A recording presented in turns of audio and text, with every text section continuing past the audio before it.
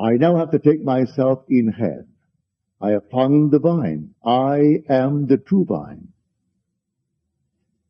And my Father is the vine dresser. And I and my Father are one. So I have to start now the pruning process. It is not when I want something big in life that I operate this law. Every second of time I do it. It is not once a week on Sunday when I go to church, not once a day when I retire at night. I am constantly observing what I am imagining. For all the things that I am imagining are going to come to pass. They are not receding into the past. They are advancing into the future to confront me.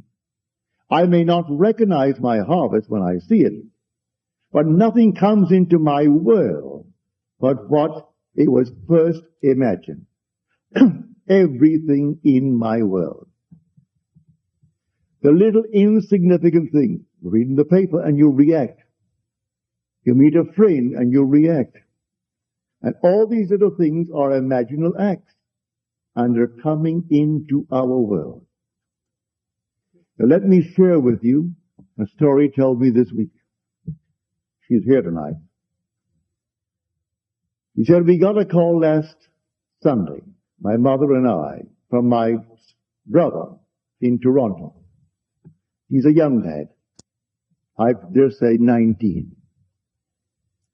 And he went off to Toronto to avoid the draft. And she said, I know I didn't do it. I told him that was your decision. We talked for about 20 minutes over the phone. My mother and I. After we hung up, my mother said, I did it. I know the very second I did that. For I said to myself, your brother will do this because it's exactly what his father would have done. Well, the father isn't here anymore. The father has departed this world. He said, I felt it and I knew it and I dropped it. Let it go. But, she said, in her letter to me, he reconsidered. He only externalized my mother's imaginal act. He did it. Then he reconsidered and returned. And tonight, he goes into the army. He had to do exactly what was done. Because we are one. All things by a law divine in one another's being mingled. When the poet Yeats said, having seen these things happen in his life, said, I will never be certain that it was not some woman treading in the winepress that started that subtle change in men's minds, or that it was not some shepherd boy lighting up his eyes for a moment before it ran upon its way. Who is treading in the winepress? Well, the mother discovered she did it. She recalled the very moment she did it, but then she dropped it. Now there is your secret. She let it go. A seed must be let go. I can hold it in my hand. A seed must fall into the ground and die before it is made alive.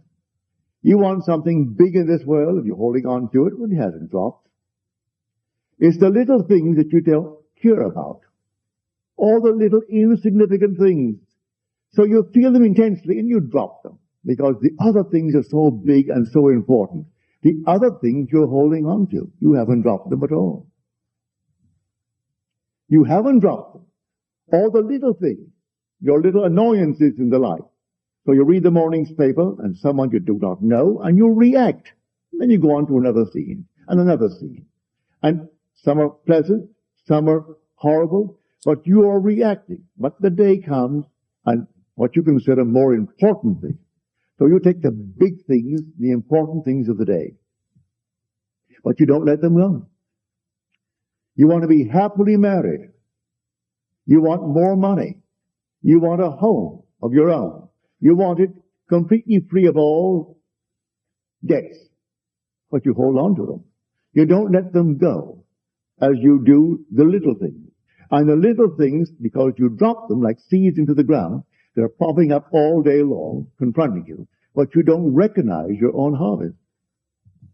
And because the whole vast world is yourself. For he said, you have no life unless you are rooted in me. When you hear the distress of the extended you, then you prune that barren area. And in your own mind's eye, you feel that they are as they ought to be, and then drop it. The secret is dropping it. Let me go. That's the last statement, or one of the last statements in the gospel. Do not hold me. Let me go. If you hold on to it, then you haven't dropped it. And the seed must fall into the ground and die before it is made alive. If I hold on to it and keep on holding on to it, I haven't dropped it. And it has to be dropped and left alone too. Can't pick it up every morning to see if it has root. I must drop it, leave it alone, and then confront the harvest.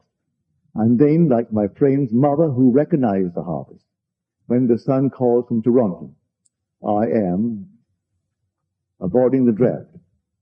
He hadn't gone AWOL. Had he not returned, he would have. But he returned, went into the army to face the noble task of being an American. But not a thing is creating anything in this world but God, and God is your own wonderful human imagination.